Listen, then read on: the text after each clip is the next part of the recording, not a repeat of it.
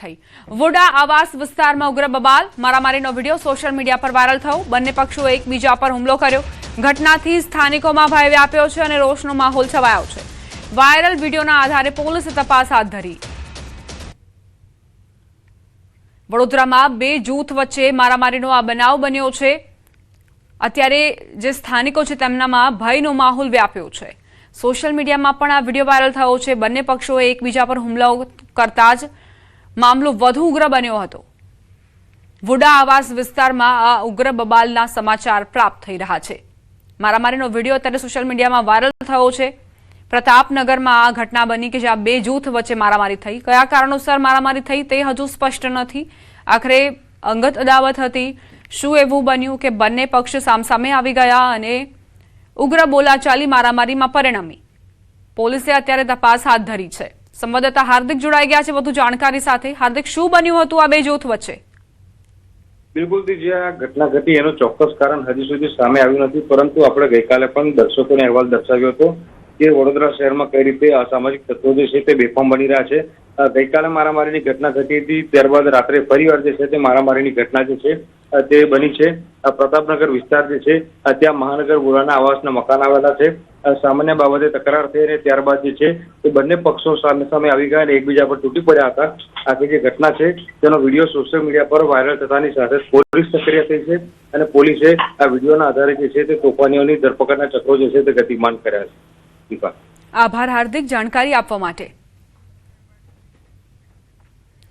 સુરતના નાસરનગર ડેમોલેશન મામલે હવે વહીવટી તંત્રમાં ખળભળાટ મચ્યો છે। સૂત્રો પાસેથી મળતી માહિતી મુજબ સેન્ટ્રલ ઝોનના કાર્યપાલક ઇજનેર જયાંગ રામજીવાલા સહિત કુલ 7 અધિકારીઓની ઝોનલ ચીફ આશિષ નાયકે આકરી પૂછપરછ કરી।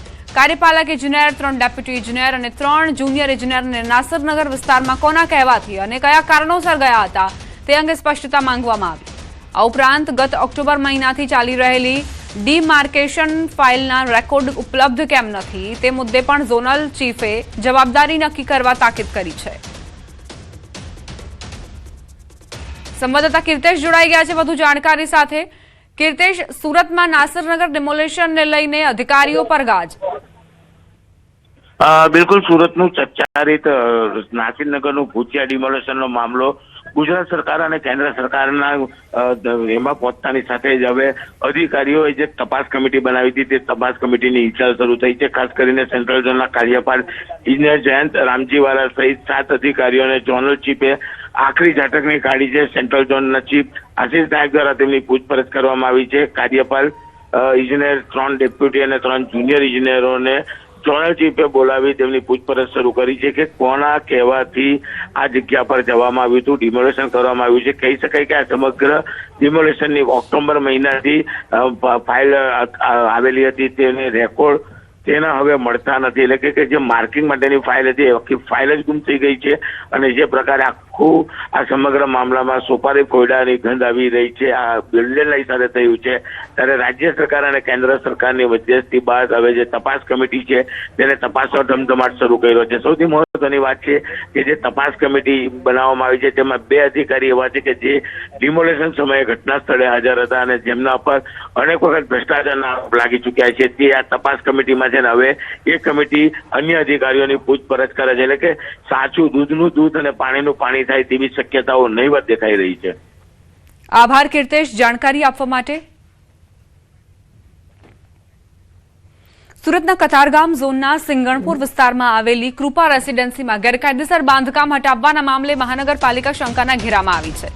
સોસાયટીના નિયમો વિરુદ્ધ ફ્લેટ નંબર 104માં કરાયેલા પતરાના ગેરકાયદે બાંધકામ વિરુદ્ધ ફરિયાદ થતા મનપાની ટીમે તેને તોડી પાડી સામાન જપ્ત કર્યો હતો। જોકે આશ્ચર્યજનક રીતે માત્ર 1 કલાક અને 51 મિનિટમાં જ એ જ સરકારી વાહન પાછું આવ્યું અને જપ્ત કરેલા પતરા મૂળ જગ્યાએ ગોઠવી દીધા। ચર્ચા એ છે કે આ બિલ્ડિંગ ભાજપના રાષ્ટ્રીય કિસાન મોરચાના મહામંત્રી બાબુભાઈ જેબલિયાની માલિકીની છે અને હાલ ભાડે આપેલી છે। આ વળાંક અંગે કતારગામ ઝોનના કાર્યપાલક ઇજનેર કમલેશ વસાવાએ અજાણ્યા વ્યક્તિને જાણ કરીને જ્યારે ટાઉન પ્લાનિંગ વિભાગના અધિકારી જિગ્નેશ પટેલે સ્વીકાર્યું હતું કે સંબંધિત વ્યક્તિને પોતે મધ્યમ વર્ગનો હોવાની આજીજી કરતા માનવતાના ધોરણે સામાન પરત કરાયો હતો।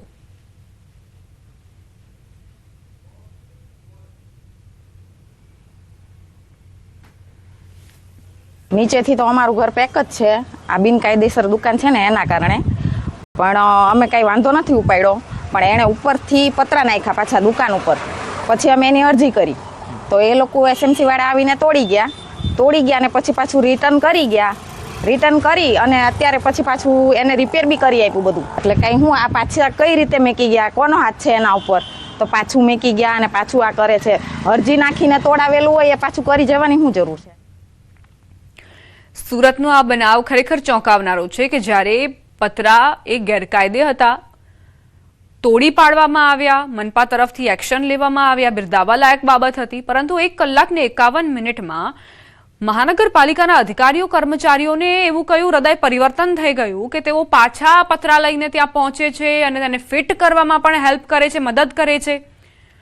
2 અલગ અલગ દ્રશ્યો આપ જોઈ રહ્યા છો. એ જ વાહન છે, એ જ પ્રકારની કાર્યવાહી પહેલા જોવા મળી હતી જેની આશા સ્થાનિકો સેવી રહ્યા હતા, પરંતુ 1 કલાક 51 મિનિટમાં ખબર નહીં શું એવું થઈ ગયું, એવા કયા ફોન કોલ ગયા હશે કર્મચારીઓને કે પોતાની જે કાર્યવાહી હતી તે બાજુમાં મૂકીને પતરા પાછા આપવા ગયા, સુપરત કરવા ગયા, એ પતરાને ફિટ કરવા માટે પણ પોતે મદદ કરી છે. ગેરકાયદે ગણાવી તોડેલા પતરા ફરી સ્થળે મૂકવા માટે ગયા છે કર્મચારીઓ. તેમને કોણે આદેશ આપ્યા, કોના કહેવાથી આ થયું છે તે તપાસનો વિષય છે.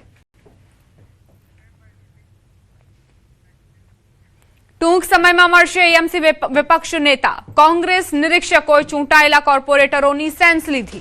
વિપક્ષ નેતા માટે 3 કાઉન્સિલરોએ દાવેદારી કરી. નીરવ બક્ષી, શહેજાદ ખાન પઠાણ, હાજીભાઈ દાવેદાર ચૂંટાયેલા કાઉન્સિલરોએ આખરી નિર્ણય પાર્ટી હાઈકમાન્ડ પર છોડ્યો છે. ઝડપથી વિપક્ષ નેતા જાહેર કરવા કાઉન્સિલરોની રજૂઆત. નિરીક્ષકોએ તમામ કાઉન્સિલરો પાસેથી અભિપ્રાય માંગ્યા. નિરીક્ષકો પ્રદેશ પ્રમુખને રિપોર્ટ આપશે. પ્રદેશ પ્રમુખ અમિત ચાવડા આખરી નિર્ણય કરશે. સંવાદદાતા પ્રણવ જોડાઈ ગયા છે વધુ જાણકારી સાથે. પ્રણવ, AMCમાં વિપક્ષ નેતાને લઈને શું અત્યારે કામગીરી ચાલી રહી છે કોંગ્રેસમાં? ચોક્કસ જે રીતે અમદાવાદ શહેરના મેયર, ડેપ્યુટી મેયર, ચેરમેન નિમણૂક થઈ છે ત્યારબાદ હવે મુખ્ય જે પદ માનવામાં આવે છે તે AMCના વિપક્ષ નેતાનું હોય છે. કારણ કે આ વખતે કોંગ્રેસ પાર્ટીને પોતાના ચૂંટાયેલા જે પ્રતિનિધિઓ છે, કોર્પોરેટરો છે, તેની સંખ્યા વધી છે. તેના કારણે મહાનગરપાલિકાને હવે વિપક્ષના નેતા ટૂંક સમયમાં મળવા જઈ રહ્યા છે. આ પ્રક્રિયા આખી કોંગ્રેસ પાર્ટી તરફથી કરવાની હોય છે. કોંગ્રેસ પાર્ટીએ પ્રદેશ પ્રમુખે તમામ નિરીક્ષકો નિમણૂક કર્યા હતા.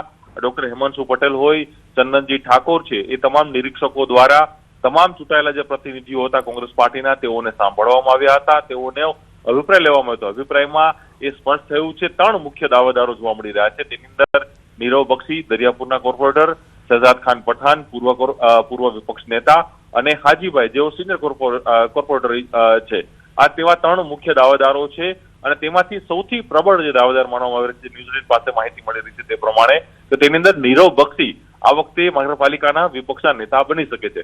તમામ કોર્પોરેટરોએ એક જ સૂર અપનાવ્યો છે કે પ્રદેશ હાઈકમાન્ડ એટલે અમિત ચાવડા આખરી નિર્ણય લે કે કોને વિપક્ષના નેતા બનાવવા છે. એટલે જોવાનું રહે છે કે ટૂંક સમયની અંદર પ્રદેશ પ્રમુખ અમિત ચાવડા એ નિર્ણય લેશે કે અમદાવાદ મહાનગરપાલિકાના વિપક્ષના નેતા કોણ હશે. એટલે એ સ્પષ્ટ થઈ રહ્યું છે અને સાથે જ પ્રબળ દાવેદાર છે કે નીરવ બક્ષીનું નામ અત્યારે સૌથી મોખરે ચાલી રહ્યું છે. આભાર પ્રણવ જાણકારી આપવા માટે.